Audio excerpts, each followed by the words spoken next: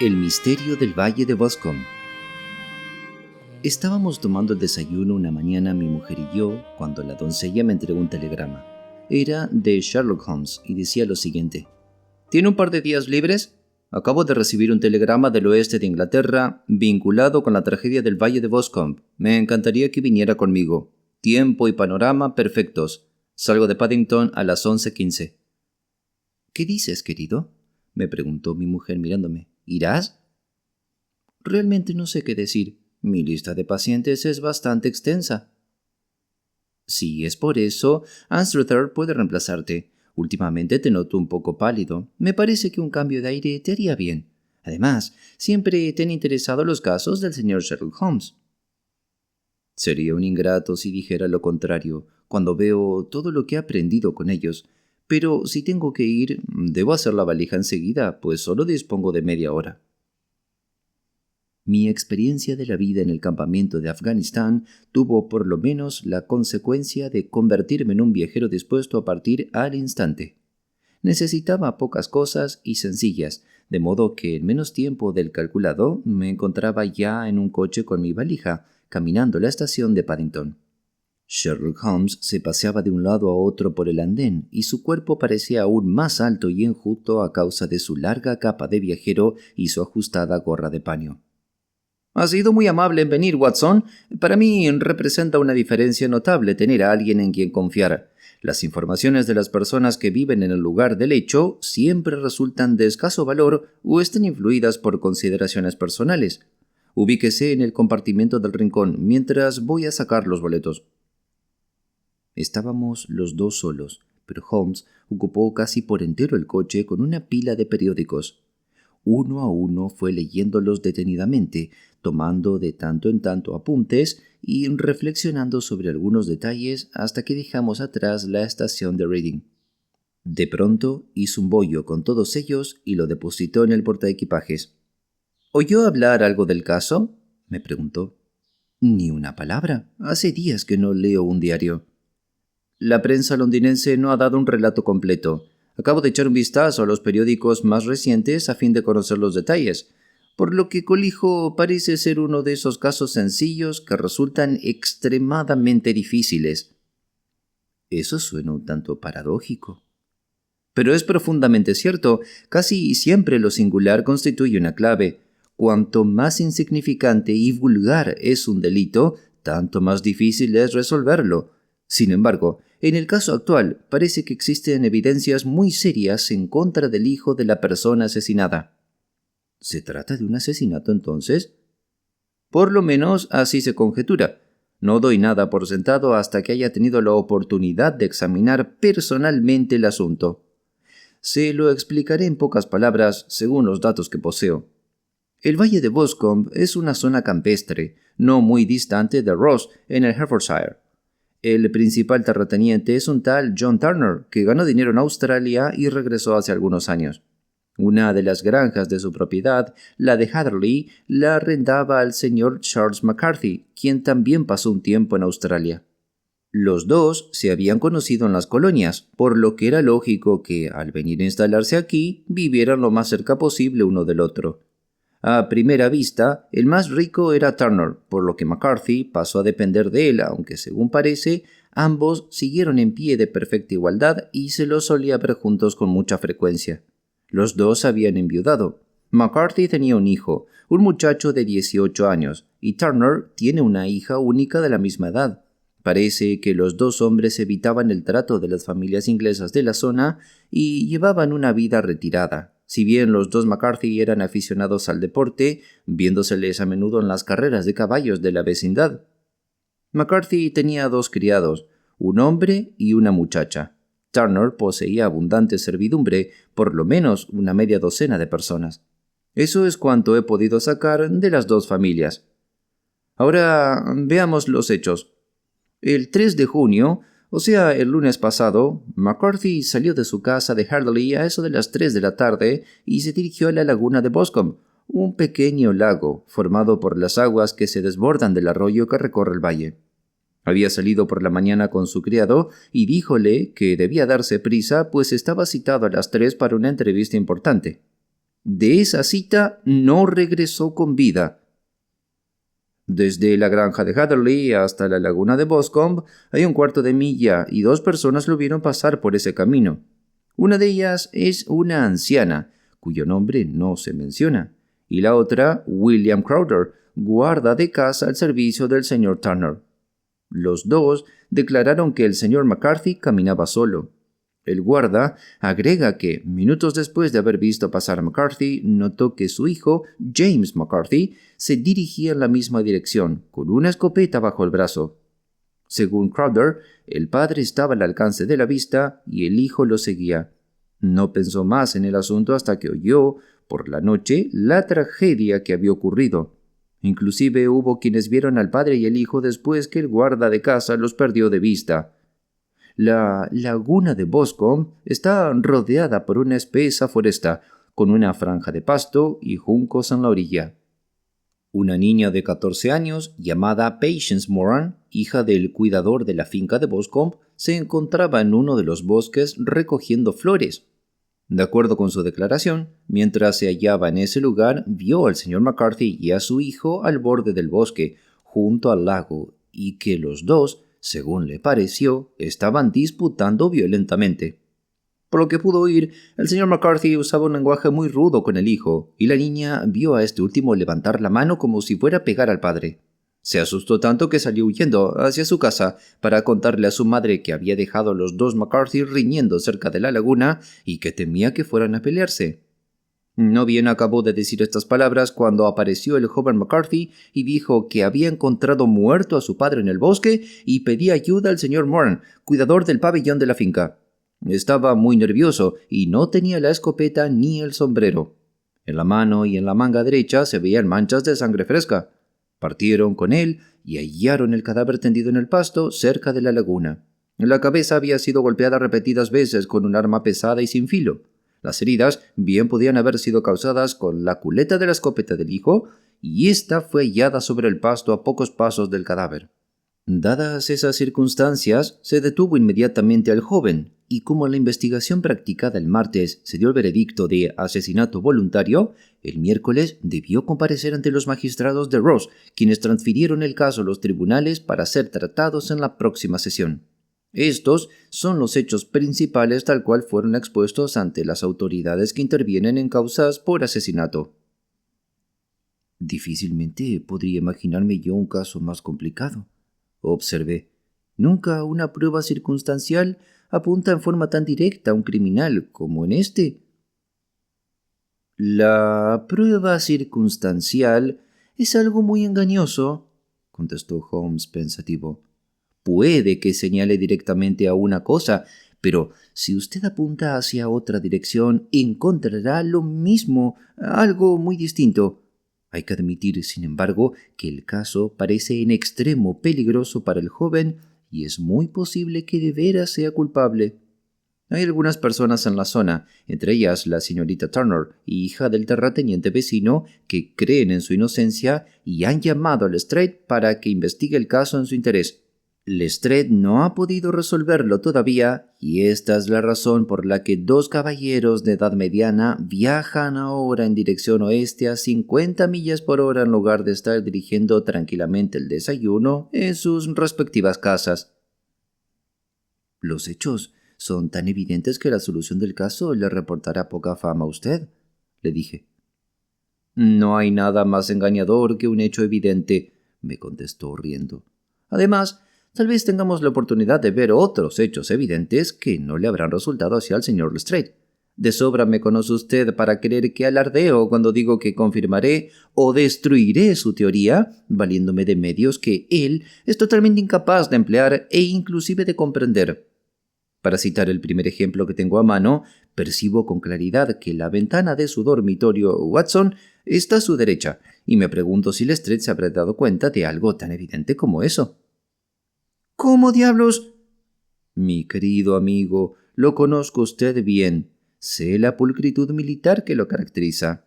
Usted se afeita todas las mañanas, y en esta época lo hace a la luz del día. Pero veo que el lado izquierdo de su cara está menos bien afeitado que el derecho, lo que significa que esa mejilla recibió menos luz que la otra. Lo digo a manera de ejemplo trivial de observación y deducción. En eso consiste mi oficio y es posible que pueda servirme de utilidad en la investigación que voy a llevar a cabo. En el informe policial hay 1 o 2 puntos de menor importancia que valdrá la pena tener en cuenta. ¿Cuáles son?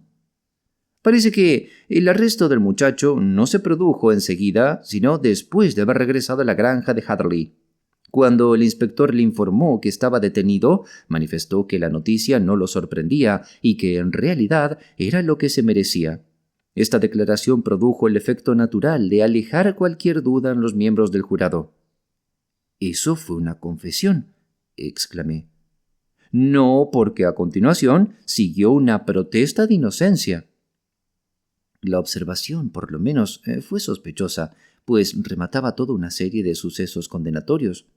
«Por el contrario», dijo Holmes, «me parece que constituye el único punto luminoso entre tantos nubarrones.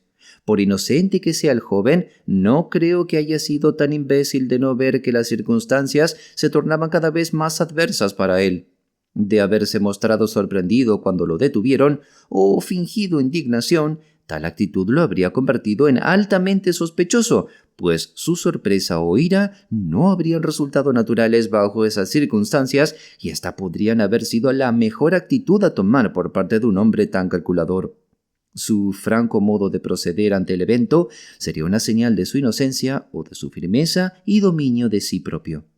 En cuanto a su observación de que lo tenía merecido, también resulta lógica si recapacita usted que estuvo junto al cadáver de su padre, y no queda duda alguna de que ese día olvidó sus deberes filiales hasta el punto de insolentarse de palabra y, según lo declarado por la niña, cuya exposición reviste tanta importancia, hasta llegó a levantar la mano como para pegarle. Que él mismo se reprochara su conducta y se mostrara contrito me parecen signos de una mente sana más bien que de una culpable. «Muchos han sido ahorcados con pruebas menos evidentes», observé. «Es cierto, y muchos han sido ahorcados injustamente». «¿Cuál es la declaración del muchacho sobre este asunto?» «Me temo que no sea muy alentadora para quienes están a su favor, si bien existen 1 o 2 puntos sugestivos. Aquí la tiene, léala». Del montón de diarios sacó un ejemplar del periódico de Hertfordshire y, dando vuelta a una hoja, señaló un párrafo en el que el desdichado joven daba su propio informe de lo ocurrido. Me instalé en el rincón del compartimiento y leí este pasaje. «Luego fue llamado a declarar el señor James McCarthy, hijo único del muerto, quien manifestó lo siguiente. Estuve ausente de casa 3 días, en Bristol, y acababa de regresar la mañana del lunes pasado, o sea, el 3. Cuando llegué, mi padre no estaba en casa, y la doncella me informó que había salido en coche hacia Ross con John Cobb, el caballerizo. Poco después de regresar, oí las ruedas del vehículo en la explanada del patio, y mirando a través de la ventana, lo vi descender y salir rápidamente, sin saber en qué dirección iba. Tomé entonces la escopeta y me fui a pasear a la laguna de Boscombe con la intención de visitar las conejeras que se encuentran del otro lado. En el camino vi a William Crowther, el guarda de casa, como ha declarado él en su exposición, pero se equivoca si cree que yo seguía a mi padre. No tenía la menor idea de que estaba delante de mí. Cuando me encontraba a unas 100 yardas de la laguna, oí el grito de «¡Cuí!» que mi padre y yo usábamos por lo general para llamarnos. Me apresuré y lo vi de pie junto a la laguna. Pareció sorprenderse mucho al verme y me preguntó, con un tono bastante áspero, qué estaba haciendo yo ahí. La conversación subió de tono y casi llegamos a los golpes, pues mi padre tenía un carácter muy violento. Al ver que no podía controlarse, lo dejé y regresé hacia la granja Hadley. No había andado más que unas 150 yardas cuando oí un grito espantoso a mis espaldas, lo que me hizo regresar corriendo. Encontré a mi padre agonizando en el suelo con una profunda herida en la cabeza. Dejé caer mi escopeta y lo sostuve en mis brazos, pero murió casi enseguida. Me arrodillé junto a él unos minutos y luego me dirigí en busca del guarda del pabellón del señor Turner, pues su casa era la más próxima, con el fin de pedirle ayuda. Cuando regresé, no había nadie junto a mi padre y no tengo la menor idea de quién puede haberle causado las heridas mortales. No era un hombre que se hacía querer, pues su modo de ser era frío y altanero. Pero que yo sepa, no tenía enemigos declarados. Eso es todo lo que sé del asunto. Oficial inspector. ¿Le hizo su padre alguna declaración antes de morir? Testigo. Musitó unas palabras, pero solo pude entender algo parecido a rat. Inspector. ¿Qué entendió usted por esa palabra? Testigo. Para mí no tenía sentido alguno. Me pareció que estaba delirando. Inspector. ¿Cuál fue el motivo por el que usted y su padre riñeron? Testigo. Preferiría no contestar. Inspector. Me veré obligado a insistir. Testigo. Me resulta imposible decírselo. Puedo asegurarle que nada tiene que ver con la tragedia que ocurrió después. Inspector. Eso lo decidirá la justicia. No necesito explicarle que su negativa en contestar perjudicará a su causa en gran medida que en los futuros procedimientos se realicen. Testigo. A pesar de eso, rehúso contestar. Inspector. Tengo entendido que el grito de «Qui» era una señal establecida entre usted y su padre, ¿verdad? ¿Cómo es posible entonces que su padre lo emitiera antes de verlo usted, e inclusive antes de que supiera que usted había regresado ya de Bristol? Testigo, con gran confusión. No sé. Inspector.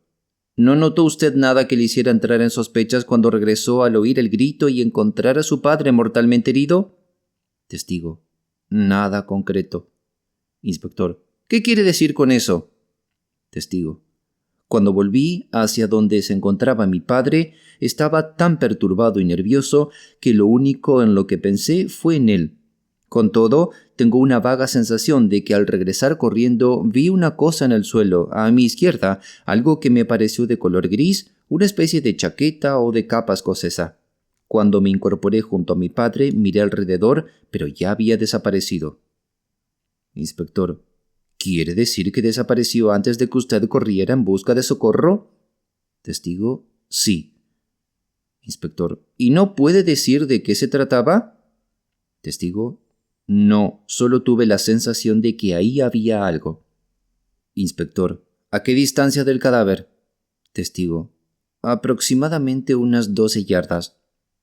Inspector. ¿Y a qué distancia de la orilla del bosque? Testigo. Casi la misma. Inspector. Por lo tanto, si alguien la quitó de ese lugar, el hecho debió de ocurrir cuando usted se encontraba a la distancia de unas 12 yardas, ¿verdad? Testigo. Sí, pero vuelto de espaldas. Con esto se dio por terminado el interrogatorio del testigo. Por lo que veo, dije echando un vistazo a la columna, el inspector estuvo bastante severo con el joven McCarthy en sus observaciones finales. Con toda razón le llamó la atención respecto a la discrepancia entre el hecho de haberle dado a su padre la señal convenida antes de verlo, en su negativa por suministrar los detalles de su conversación y en las misteriosas palabras que pronunció el moribundo. Como observa el inspector, todo ello va en contra del hijo. Holmes rió suavemente por lo bajo y se recostó sobre el asiento acolchado, diciéndome: «Tanto usted como el inspector se han tomado el trabajo de señalar los puntos más fuertes en favor del joven. ¿Se da cuenta de que unas veces le conceden demasiada imaginación y otras muy poca? Muy poca, si no fue capaz de inventar un motivo de disputa que atrajera sobre él la simpatía del jurado. Demasiado, si de lo hondo de su conciencia solo pudo sacar algo tan rebuscado como la referencia del moribundo a una rata, y el episodio de la capa o chaqueta que desapareció sola. No, señor, yo enfocaré este caso desde el punto de vista de que lo dicho por el joven es verdad. Luego veremos a dónde nos lleva esta hipótesis. Y basta por ahora. Aquí tengo mi Petrarca de bolsillo. No diré una sola palabra más hasta que estemos en el lugar de la acción. Almorzaremos en Swindon y, por lo que veo, ya estamos a 20 minutos de esa estación». Eran casi las 4 cuando, después de haber pasado por el bello valle de Stroud y atravesado el ancho y resplandeciente Severn, llegamos por fin a la bonita población campesina de Ross. Nos esperaba en el andén un hombre flaco, de aspecto de hurón y mirada furtiva y taimada. Pese a su guardapolvo de color castaño y polainas de cuero que se había puesto como deferencia al rústico lugar, no tuve ninguna dificultad de reconocer en él a Lestrade, de Scotland Yard. Nos dirigimos con él en un coche hasta El Escudo, de Hereford, donde se nos había reservado una habitación. «He pedido un carruaje», dijo Lestrade cuando nos sentamos a beber una taza de té. Conozco su carácter enérgico y sé que no quedará satisfecho hasta no encontrarse en el lugar del crimen. Ha sido muy atento de su parte, contestó Holmes. Se trata solo de la presión barométrica. No entiendo qué quiere decir con ello, dijo Lestrade perplejo. ¿Cuánto marca el barómetro? 29 según veo. No sopla el viento y no se ve una nube en el cielo. Traje una caja de cigarrillos que están pidiendo que los fumemos y el sofá es muy superior a los que suelen verse en los abominables hoteles de campo. No creo que utilice el carruaje esta noche. Lestrade se rió con indulgencia y agregó: Sin duda, ya se ha formado usted sus conclusiones a través de los periódicos. El caso es tan claro como el agua, y cuanto más de cerca se lo ve, tanto más sencillo aparece. Desde luego, es imposible rehusar el pedido de una dama, especialmente cuando ésta se muestra tan terminante. Ella había oído hablar de usted y quiere tener su opinión, por más que yo insistí varias veces en decirle que no habría nada que usted pudiera hacer que no lo hubiera hecho yo antes. Pero, ¿qué veo? Aquí llega la dama en su coche. No bien terminó de decir esas palabras cuando se precipitó en la habitación una de las jóvenes más encantadoras que he visto en mi vida. Brillantes ojos de color de las violetas, labios entreabiertos, mejillas de un suave color rosado, todo en ella mostraba que su natural reserva había sido vencida por la agitación y la preocupación.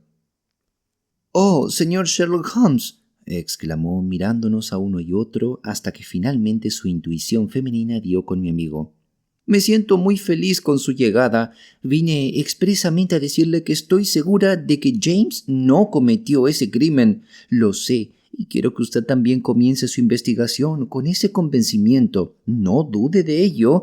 Somos amigos desde niños y conozco sus defectos mejor que nadie. Pero es demasiado tierno y sería incapaz de hacerle daño a una mosca. La acusación que pesa sobre él es absurda para quien lo conozca». «Confío en que todo se aclarará para bien de usted, señorita Turner», dijo Holmes. «En lo que a mí respecta, haré todo lo posible para probar la inocencia del joven McCarthy». «Usted ya ha leído los informes. ¿Ha llegado a alguna conclusión? ¿Ve alguna escapatoria? ¿No cree también que es inocente?» «Creo que es muy probable que lo sea». «¿Ha visto?», exclamó girando su cabeza y mirando en forma desafiante a Lestrade. «¡Ya lo oye! El señor Sherlock Holmes me da esperanzas». Lestrade se encogió de hombros diciendo: «Temo que mi colega haya formulado sus conclusiones en forma precipitada». «Pero tiene razón. Oh, sí que está en lo cierto. James no cometió ese crimen, y en cuanto a la disputa con el padre, estoy segura de que el motivo que lo impulsa a no hablar de ello con el inspector es porque se trata de mí». «¿En qué sentido?», preguntó Holmes. «Creo que no es este el momento de ocultar nada. James y su padre tuvieron muchos desacuerdos por mi culpa. El señor McCarthy tenía muchísimo interés en que nos casáramos. James y yo nos queríamos como hermanos, pero él es demasiado joven y no sabe mucho de la vida pues bien, no deseaba casarse por ahora. Estoy convencida de que la discusión con su padre no fue más que una de las tantas por ese mismo motivo». «¿Y su padre, señorita Turner, estaba en favor de esa unión?», preguntó Holmes. «No, tampoco él era partidario. El único que no se mostraba contrario a nuestro casamiento era el señor McCarthy». Un súbito rubor cubrió el semblante fresco de la joven cuando Holmes le dirigió una de sus miradas penetrantes e interrogativas. «Gracias por su información», agregó. «¿Podría yo ver a su padre mañana?». «Temo que el médico se lo impida». «¿El médico?». «Sí, ¿no se ha enterado usted? En estos últimos años, mi padre no se siente bien de salud, y este suceso lo ha quebrantado por completo. Ahora está en cama. El doctor Willows dice que su estado es serio, pues ha quedado con los nervios destrozados.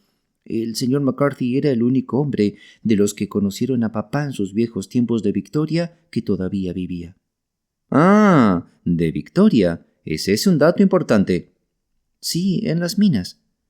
«Perfectamente, en las minas de oro, donde tengo entendido que el señor Turner hizo una fortuna». «En efecto». Gracias, señorita Turner. Me ha prestado usted valiosa información. Si mañana tiene alguna noticia, comuníquemela. Sin duda irá a la cárcel a ver a James. Si lo hace, dígale que estoy segura de su inocencia. Lo haré, señorita Turner. Ahora tengo que irme a casa. Como le dije, mi padre está muy enfermo y me extraña cuando lo dejo. Adiós, y que el Señor lo ayude en su empresa. Salió de la habitación en la misma forma impulsiva con que había entrado. Oímos el ruido del coche que se alejaba calle abajo. «Estoy avergonzado de usted, Holmes», dijo Lestrade con dignidad después de algunos minutos de silencio. «¿Por qué le hace concebir esperanzas que usted mismo tendrá luego que derribar? Yo no tengo un corazón demasiado tierno, pero lo que hace me parece una crueldad».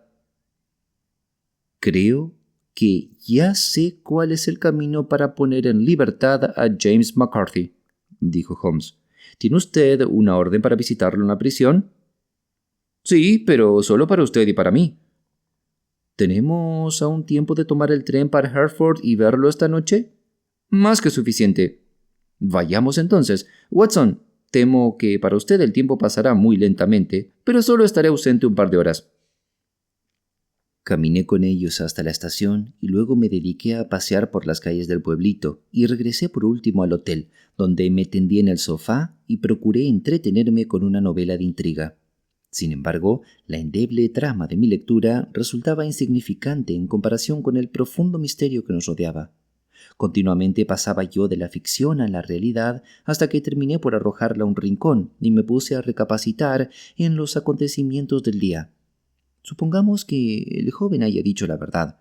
Entonces, ¿qué hecho demoníaco, qué calamidad totalmente imprevista y extraordinaria ocurrió entre el momento en que se separó de su padre y aquel otro en que, atraído por los gritos de la víctima, llegó al borde de la laguna? ¿Qué pudo ser? ¿No descubrirán algo mis instintos de médico en la índole de las heridas? Tiré de la campanilla y pedí el periódico semanal del condado, donde figuraba el relato textual de la investigación. Según el informe del médico, el tercio posterior del parietal izquierdo y la mitad izquierda del occipital presentaban una fractura causada por un arma sin filo. Me toqué en la cabeza ese lugar. Evidentemente, un golpe semejante debió de haber sido dado por detrás. Hasta cierto punto, aquello se presentaba favorable al acusado, pues cuando se lo vio discutiendo con el padre, los dos estaban frente a frente. Con todo, esa circunstancia no quería decir mucho, pues pudiera haber ocurrido que el padre se hubiera dado vuelta antes de recibir el golpe. Pese a ello, valía la pena llamar la atención de Holmes en ese sentido. Después figuraba esa curiosa palabra rat. ¿Qué querría decir? No era posible atribuirle a que estuviera delirando. No es común que un hombre delire en esas circunstancias. No, lo más probable es que tratara de explicar quién lo había atacado. Pero, ¿por qué dijo esa palabra? Me devané los sesos en busca de alguna explicación posible. A continuación se mencionaba el incidente de la prenda de color gris que vio el joven McCarthy. Si lo que dijo este era verdad, entonces el asesino debió de perder algunas de sus ropas al huir, quizá el abrigo, y tuvo el coraje de volver a buscarlo cuando el hijo estaba arrodillado de espaldas a una distancia de no más de 12 pasos. ¡Qué tejido de misterios e improbabilidades era todo el asunto! No me extrañaba la opinión de Lestrade, pero al mismo tiempo tenía tanta fe en la perspicacia de Sherlock Holmes que no perdía la esperanza, pues cada hecho nuevo parecía reforzar su convencimiento de que el joven McCarthy era inocente. Sherlock Holmes regresó tarde y vine solo, pues Lestrade se hospedaba en la ciudad. «El barómetro sigue todavía muy alto», observó al mismo tiempo que se sentaba. «Es importante que no llueva antes de que podamos llegar al lugar del hecho. Por otra parte, cuando se está frente a un trabajo como este, conviene encontrarse en las mejores condiciones, y yo no quisiera ir ahora, cansado por el largo viaje que acabo de hacer. He visto al joven McCarthy». «¿Y qué sacó de esa entrevista?» «Nada». «¿No le arrojó ninguna luz sobre el asunto?» «Ninguna. Estuve por creer en un momento que sabía quién cometió el crimen y lo ocultaba, pero ahora estoy persuadido de que él está tan confundido como los demás. No es un muchacho muy despierto, aunque bien parecido, y creo que de buen corazón». No puedo admirar los gustos del joven, comenté. Si es cierto que no quería casarse con una muchacha tan encantadora como la señorita Turner.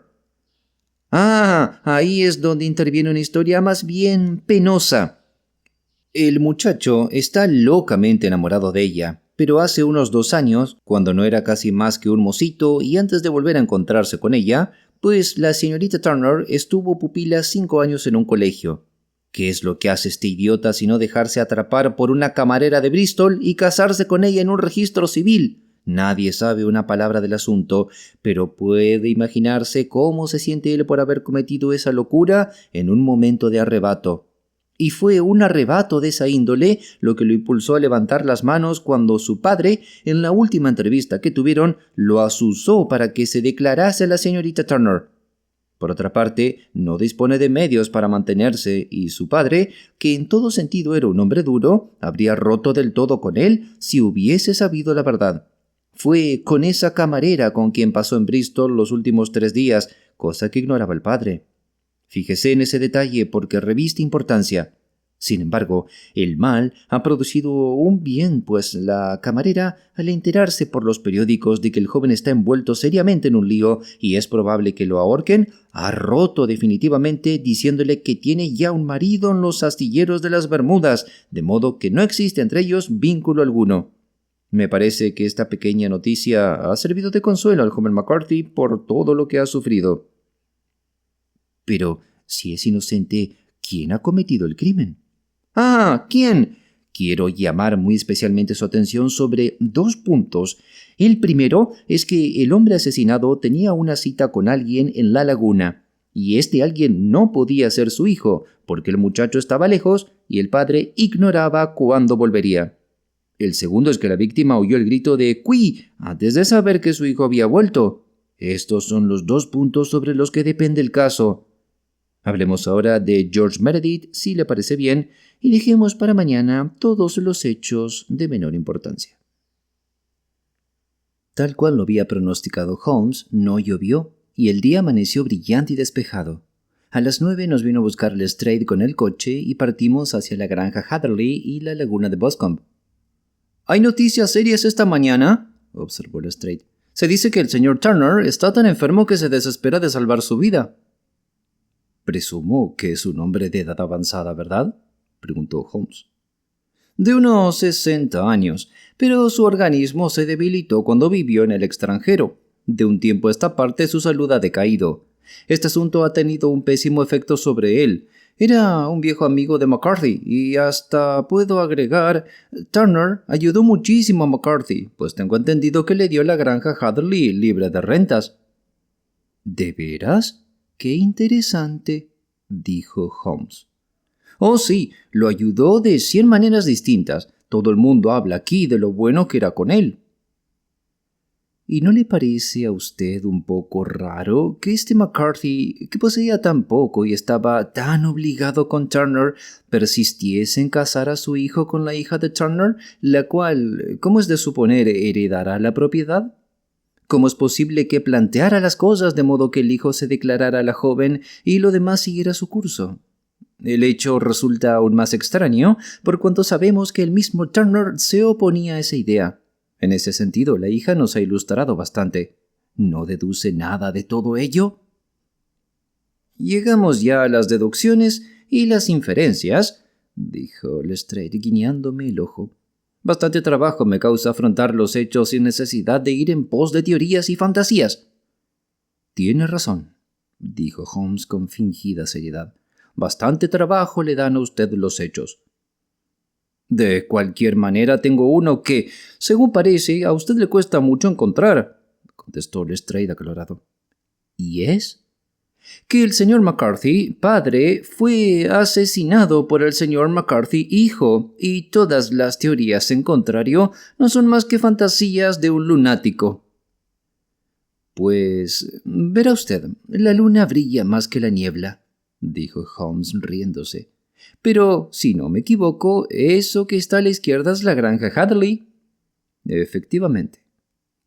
Era una casa amplia de aspecto confortable, de 2 pisos, con tejado de pizarra y grandes manchas amarillas de liquen en sus muros grises. Las cortinas corridas y las chimeneas sin humo le daban un aspecto extraño, como si pesara sobre ella todo el horror de lo que había acontecido. Llamamos a la puerta y la doncella, a pedido de Holmes, nos mostró las botas que llevaba su amo cuando lo mataron, además de otro par perteneciente al hijo, si bien no el que calzaba el día del crimen. Después de haberlas observado minuciosamente, Holmes quiso ir al corral, y de ahí pasamos, atravesando un sendero sinuoso, a la laguna de Boscombe. Sherlock Holmes, como ocurría cada vez que estaba frente a hechos nuevos, se transformó. Quienes solo conocían al tranquilo pensador y razonador de Baker Street difícilmente lo habrían reconocido. Su cara se encendía por momentos y en otros se ensombrecía. Sus cejas se apretaban en dos líneas duras y negras por debajo de las cuales brillaban sus ojos con destellos de acero. Inclinaba la cara hacia el suelo, arqueaba los hombros, comprimía los labios y en su cuello largo y tenso sobresalían las venas como cuerdas de un látigo. Las ventanas de su nariz parecían dilatarse con un placer por la caza puramente animal, y su mente estaba tan concentrada en el problema que tenía delante que a cualquier pregunta u observación que se le hiciera no le prestaba la menor atención, o en el mejor de los casos solo provocaba en él un ligero e impaciente gruñido a modo de respuesta. Avanzó rápida y silenciosamente a lo largo del sendero que corría entre las praderas, el cual, después de atravesar los árboles, desembocaba en la laguna de Boscombe. Como toda la región, era esa una zona húmeda y pantanosa, y se veían huellas de muchos pies, tanto en el sendero como en el pasto corto que había a ambos lados de éste. Por momentos, Holmes se apresuraba. Otros se paraba en seco, y en una oportunidad hizo un pequeño rodeo por el interior de la pradera. Lestrade y yo caminamos detrás, el detective con una actitud indiferente y desdeñosa, mientras yo observaba a mi amigo convencido de que cada uno de sus movimientos se dirigía a un fin preciso. La laguna de Boscombe, una pequeña extensión de agua de unas 50 yardas rodeada de un cañaveral, se hallaba entre los límites que separaban la granja Hatherley y el parque privado del acaudalado señor Turner. Por encima de los bosques lejanos se veían los rojos y sobresalientes pináculos de la residencia del rico propietario. En el lado de la laguna correspondiente a Hatherley, los árboles se espesaban y había un estrecho cinturón de hierbas empapada, de unos 20 pasos, que se extendía entre el borde del bosque y el cañaveral junto al lago. Lestrade nos mostró el lugar exacto donde se encontró el cadáver. El terreno estaba tan húmedo que vi con toda nitidez las huellas que habían quedado al caer el hombre asesinado. Como pude darme cuenta por la expresión ansiosa y la mirada penetrante de Holmes, había muchas cosas más que se podían leer en esa hierba pisoteada. Corrió de un lado a otro como un perro que persigue un determinado olor y luego se volvió hacia mi acompañante. —¿Por qué se metió en la laguna? —le preguntó. —Estuve pescando con un rastrillo. Pensé que acaso hubiera un arma u otras huellas. Pero, ¿cómo diablos? Bueno, no tengo tiempo. Por todas partes veo las huellas que ha dejado su pie izquierdo. Son inconfundibles porque presentan un ligero retorcimiento hacia adentro. Hasta un topo podría seguirlas. Ahí desaparecen entre los juncos. Oh, cuánto más sencillo habría sido todo si yo hubiera llegado antes de que pasara esa manada de búfalos que ha pisoteado todo cuanto hay. Por aquí vino el grupo que acompañaba al guardia del pabellón. Se ven las huellas de una extensión de 6 u 8 pies alrededor de donde estaba el cadáver. Aquí hay 3 del mismo pie. Sacó la lupa y, a fin de observar mejor, se tendió sobre su impermeable, hablando más consigo mismo que con nosotros. Estas marcas pertenecen a los pies del joven McCarthy. Caminó 2 veces y en otra corrió a toda velocidad.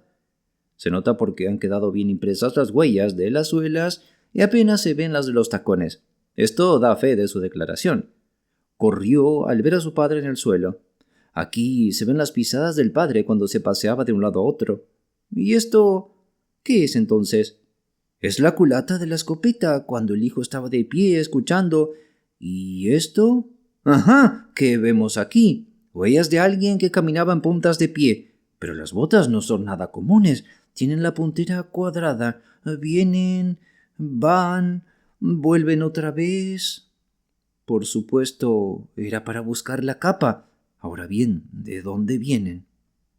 Holmes corría en varias direcciones. A veces perdía la pista, otras volvía a encontrarla, hasta que llegamos al borde del bosque, a la sombra de una gran haya, el árbol más voluminoso del lugar. Holmes siguió la huella hasta el extremo más alejado del árbol y se tendió una vez más profiriendo un gritito de satisfacción. Permaneció allí un largo rato, dando vueltas las hojas y los palos secos, recogiendo de un sobre lo que a mí me pareció polvo, examinando con la lupa no solo el terreno, sino la corteza del árbol hasta donde podía alcanzarlo. Examinó también una piedra mellada que encontró entre el musgo y se la guardó. Luego siguió por un sendero del bosque hasta llegar a la carretera, donde se perdían las huellas por completo. «El caso es sumamente interesante», observó recuperando su tono habitual. «Me imagino que esa casa gris a la derecha es el pabellón. Voy a ir para hablar unas palabras con Moran y tal vez escriba una carta. Después de eso iremos en coche a almorzar. Vayan hasta el cab, que yo me reuniré enseguida con ustedes». Demoramos unos 10 minutos hasta llegar al coche, el cual nos condujo de vuelta a Ross. Holmes llevaba consigo la piedra que había recogido en el bosque. «¿Acaso le interese esto, Lestrade?», comentó mostrándole la piedra. «Con ella se cometió el crimen». «No veo ninguna marca». «¿No las tiene?». «Entonces, ¿cómo lo sabe?». «Debajo de ella crecía aún la hierba, por lo tanto, hacía pocos días que estaba ahí. No había señal alguna del lugar donde fue recogida. Dada la naturaleza de las heridas, fue con una piedra así que se cometió el crimen. Además, no hay rastros de otra arma». «¿Y el asesino?». «Es un hombre alto, zurdo, cojea del pie derecho, calza botas de caza de suela gruesa, usa capa gris, fuma cigarros de la India y lo hace con boquilla, y lleva en el bolsillo un cortaplumas sin filo. Hay otras señales, pero estas tal vez basten para nuestra pesquisa». Lestrade lanzó una carcajada y dijo: «Sigo siendo incrédulo. Todas las teorías son buenas, pero nosotros tenemos que enfrentarnos con un jurado británico testarudo». «No, Berrón», contestó con calma Holmes. «Siga usted sus propios métodos y yo seguiré los míos. Estaré ocupado esta tarde y posiblemente regrese a Londres en el tren de la noche». «¿Y va a dejar el caso inconcluso?». «No, terminado». «¿Y el misterio?». «Está resuelto». «¿Quién es el asesino entonces?». «El caballero que acabo de describir». «¿Pero quién es?». «No le será difícil averiguarlo, por supuesto. La zona no está muy poblada». Lestrade se encogió de hombros y dijo: «Soy un hombre práctico y no puedo andar por toda la comarca buscando un zurdo que cojea de una pierna. Me convertiría en el hazmerreír de Scotland Yard». «Muy bien», respondió tranquilamente Holmes. «Le he dado la oportunidad. Hemos llegado a su albergue. Adiós. Le escribiré una nota antes de irme». Después de dejar a Lestrade en sus habitaciones, nos fuimos en coche a nuestro hotel, donde ya estaba servido el almuerzo. Holmes permaneció en silencio, hundido en sus pensamientos, con una expresión de pena en la cara, como quien está frente a una situación que lo ha dejado perplejo. Cuando levantaron el mantel, me dijo: «Veamos, Watson, siéntese en esta silla y permítame que le predique un poco. No sé exactamente qué hacer, y su consejo me será de gran ayuda. Encienda un cigarro y déjeme que se lo explique». «Se lo ruego, por favor». «Bien, al considerar este caso, hay 2 puntos acerca de lo dicho por el joven McCarthy que me sorprendieron, si bien a mí me impresionaron a favor de él y a usted en su contra. Uno era el hecho de que su padre diera el grito de «Cui» antes de haberlo visto. El otro fue esa extraña palabra «rat» que pronunció el moribundo. Musitó otras, como usted comprende, pero esa fue la única que oyó el hijo. Ahora bien, nuestras investigaciones deben comenzar a partir de estos 2 puntos, y es de suponer que lo declarado por el muchacho es absolutamente cierto». «¿Qué hay, pues, de ese cui?». «Evidentemente no estaba dirigido al hijo, pues, según creía el padre, aquel se encontraba en Bristol. Fue una mera casualidad que llegara a oídos del muchacho. El grito fue pronunciado con el fin de atraer la atención de la persona con quien el señor McCarthy se había citado. Es un grito característico de los habitantes de Australia. Existe la fuerte presunción de que a quien esperaba McCarthy en la laguna de Boscombe era alguien que había estado en Australia. ¿Y qué hay de esa palabra rat, entonces? Sherlock Holmes sacó de su bolsillo un papel plegado y lo desdobló sobre la mesa, diciendo: «Este es el mapa de la colonia de Victoria. Telegrafié anoche a Bristol y pedí que me envíen uno». Puso una mano en una parte del mapa y me preguntó: «¿Qué lee?» «Rat», contesté. Y luego, levantando la mano: «¿Y ahora qué lee?» «Ballarat». «Perfectamente. Esa fue la palabra que pronunció el hombre, solo que elijo yo la última sílaba. Intentaba decir el nombre de su asesino, fulano de tal de Ballarat». «Maravilloso», exclamé. «Es evidente. Ya ve, lo que he hecho es ir reduciendo cada vez más el campo. La posesión de una prenda de vestir de color gris era un tercer punto, dando por sentado que lo dicho por el hijo era cierto. Con ello, pasamos de lo vago a la noción concreta de un australiano de Ballarat con una capa gris. Por supuesto. Y que se mueve en esta región como en su propia casa, pues solo se puede llegar a la laguna por la granja o por la finca, lugares por los que es difícil que caminen extraños. Ciertamente. Vayamos entonces a nuestra expedición de hoy. Del examen que hice del terreno, saqué los insignificantes detalles que le di a Lestrade en lo que a la personalidad del asesino se refiere. ¿Pero cómo los obtuvo? Conoce usted mi método. Se funda en la observación de minucias. La altura pudo usted calcularla aproximadamente por el ancho de los pasos. También pudo deducir las botas que usaba por las huellas que dejó impresas en el suelo. Sí, eran unas botas muy especiales. Pero, ¿y su cojera? Las huellas del pie derecho se notaban menos que las del izquierdo, lo que significaba que se apoyaba sobre ese pie con menos peso. ¿Por qué? Pues porque era cojo. ¿Y cómo dedujo que era zurdo? A usted mismo lo sorprendió la índole de la herida, de acuerdo con el informe suministrado por el cirujano en la investigación. El golpe fue dado de cerca y por detrás, sobre el lado izquierdo. ¿Cómo podría haber sido así de no ser zurdo el atacante? El asesino se mantuvo oculto detrás del árbol mientras duró la entrevista entre padre e hijo. Inclusive fumó durante ese lapso. Encontré ceniza de un cigarro. Con mi especial conocimiento sobre tabacos, pude establecer que se trataba de un cigarro de la India. Como usted sabe, he dedicado cierta atención a este asunto y he escrito una breve monografía sobre las cenizas de unas 140 variedades diferentes de tabaco para pipa, cigarros y cigarrillos. Después de haber encontrado la ceniza, me fijé alrededor y descubrí la colilla que había arrojado. Se trataba de un cigarro de la India, de la variedad que se prepara en Rotterdam. ¿Y lo de la boquilla? Vi que el asesino no se había puesto el cigarro en la boca, por lo tanto, usaba boquilla. La punta había sido cortada, pero el corte era disparejo, por lo que deduje que el cortaplumas no estaba afilado. «Holmes», le dije, «ha tejido usted una red en torno de este hombre de la que no podrá escapar y ha salvado la vida de un inocente. Es como si hubiera cortado la cuerda con la que iban a ahorcarle. Ya veo en qué dirección apunta todo esto. El culpable es el señor John Turner», anunció el camarero, abriendo la puerta de nuestro cuarto de estar y haciendo pasar al visitante. El hombre que entró presentaba un aspecto extraño e impresionante. Su paso, lento y renqueante, y sus hombros arqueados daban la sensación de decrepitud.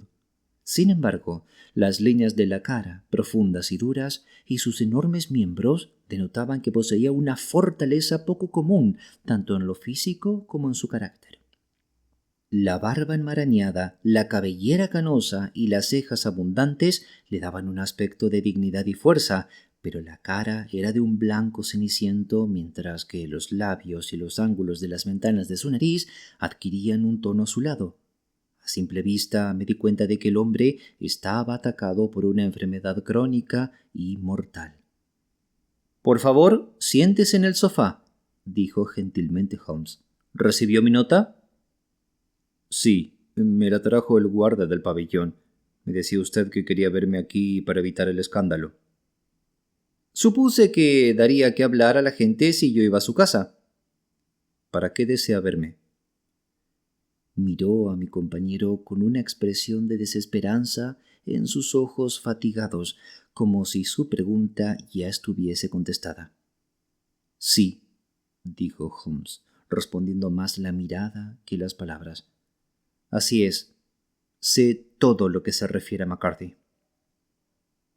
El anciano hundió la cara en las manos, exclamando: «¡Que Dios me ayude! Pero de ninguna manera habría permitido yo que le ocurriera daño alguno al joven. Le doy mi palabra de que habría confesado todo si el jurado lo hubiera declarado culpable». «Me alegra oírle decir eso», agregó Holmes en forma severa. «Habría hablado ahora mismo de no haber sido por mi hija querida. Le destrozaría el corazón saber que he sido detenido». «Tal vez no llegue a eso», dijo Holmes. «¿Cómo?» «No soy un funcionario policial.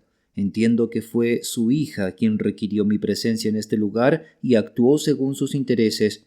Pero el joven McCarthy debe ser puesto en libertad».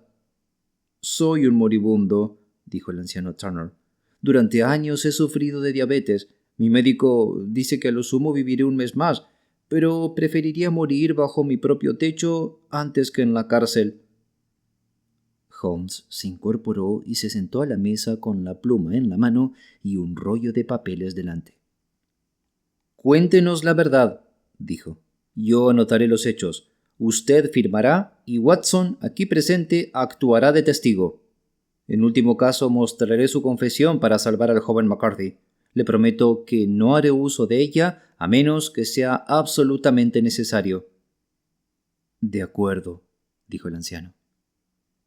«Se trata de saber si yo viviré hasta que se reúna el jurado, de modo que para mí reviste poca importancia, pero quisiera ahorrarle a Alicia ese dolor.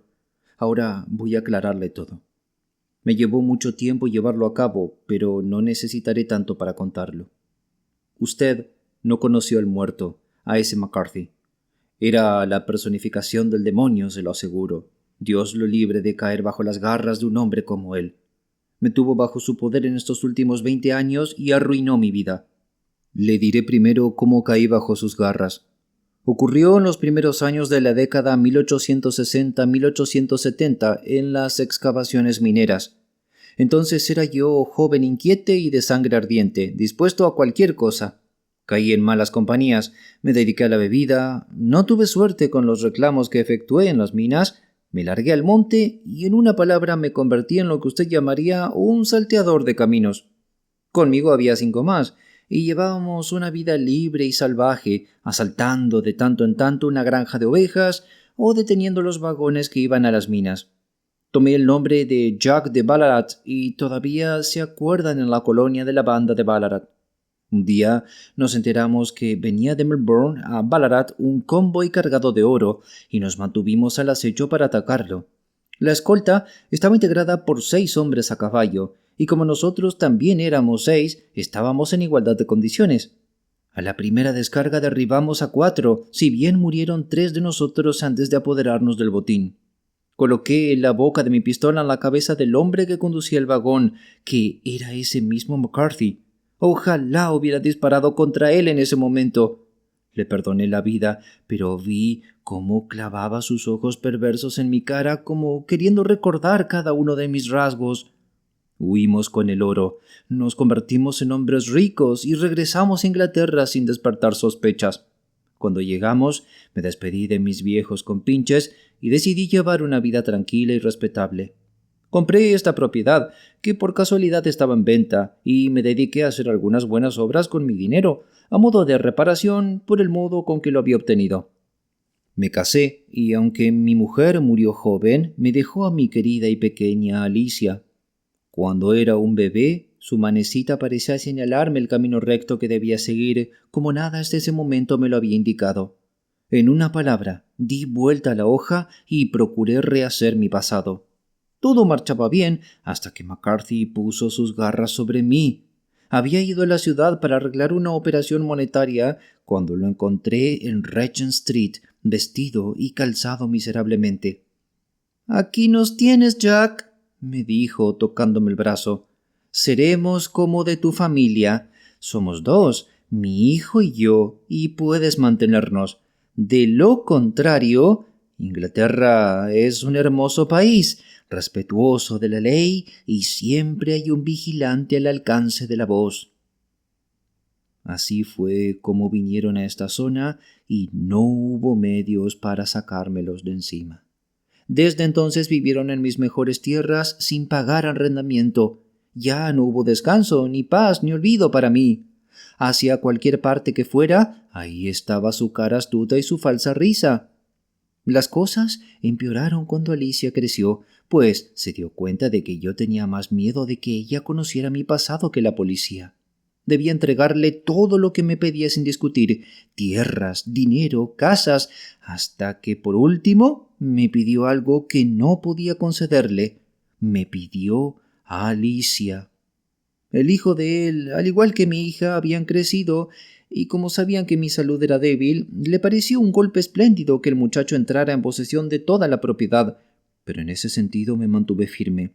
De ninguna manera habría permitido que su casta maldita se mezclara con la de los míos. No es que me disgustara el muchacho, pero por sus venas corría la misma sangre que por las de su padre, y eso me bastaba. Pese a mi firmeza, McCarthy comenzó a amenazarme. Lo desafié a que recurriera a los peores medios. Teníamos que encontrarnos en la laguna a mitad del camino entre nuestras respectivas casas para hablar del asunto. Cuando llegué, lo vi conversando con su hijo. Encendí un cigarro y esperé detrás de un árbol hasta que el muchacho se fuera. Pero al escuchar lo que decía, toda mi amargura salió a la superficie. Instó a su hijo para que se casara con mi hija, con tan poca consideración por lo que pudiera pensar ella, como si se tratara de una mujer de la calle. Perdí la razón al pensar que todo lo que para mí era más querido estaba a merced de semejante hombre. ¿Cómo podría romper los lazos que me ataban a él? Yo era un hombre moribundo y desesperado. Aunque conservaba aún mi lucidez mental y tenía bastante vigor físico, sabía que mi destino estaba sellado. Pero mi hija y mi nombre podía salvar a ambos si conseguía silenciar esa lengua maldita. Y lo hice, señor Holmes, y lo volvería a hacer otra vez. Por más pecados que haya cometido, he llevado una vida de mártir para expiarlos. Pero de solo pensar que mi hija se viese envuelta en la misma maraña que me atrapó a mí, era más de lo que podía soportar. No sentí más remordimiento cuando lo derribé de un golpe del que habría experimentado al matar a una bestia feroz y venenosa. El grito que profirió hizo que regresara el hijo, pero yo me había ocultado ya en el bosque, aunque me vi obligado a volver para buscar la capa que se me había caído en la huida. Esta es, señores, la verdad de todo lo que ocurrió. «No me toca a mí juzgarlo», dijo Holmes mientras el anciano firmaba la declaración. «Quiera Dios que nunca nos veamos expuestos a semejante tentación». «Lo mismo digo, señor. ¿Qué piensa hacer ahora?» «Nada, teniendo en cuenta su salud. Usted mismo sabe que pronto deberá responder por sus hechos ante un tribunal más alto que el jurado. Conservaré su confesión, y si McCarthy resulta condenado, me veré obligado a servirme de ella. De lo contrario, jamás ningún mortal la verá. En cuanto a su secreto, ya viva usted o después de muerto, estará seguro con nosotros». «Adiós, entonces», dijo el anciano solemnemente. «Cuando les llegue la hora de la muerte, tendrán el consuelo de saber que dieron paz a este moribundo». El anciano salió lentamente de la habitación. Los temblores sacudían su cuerpo de gigante. «Dios nos ayude», exclamó Holmes después de un largo silencio. «¿Por qué el destino nos juega tales tretas a nosotros, pobres gusanos indefensos? No puedo oír hablar de casos como este sin recordar las palabras de Baxter. Ahí va Sherlock Holmes, pero solo por la gracia de Dios».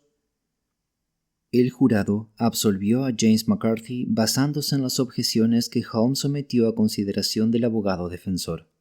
El anciano Turner vivió aún 7 meses más después de nuestra entrevista, pero ha muerto ya.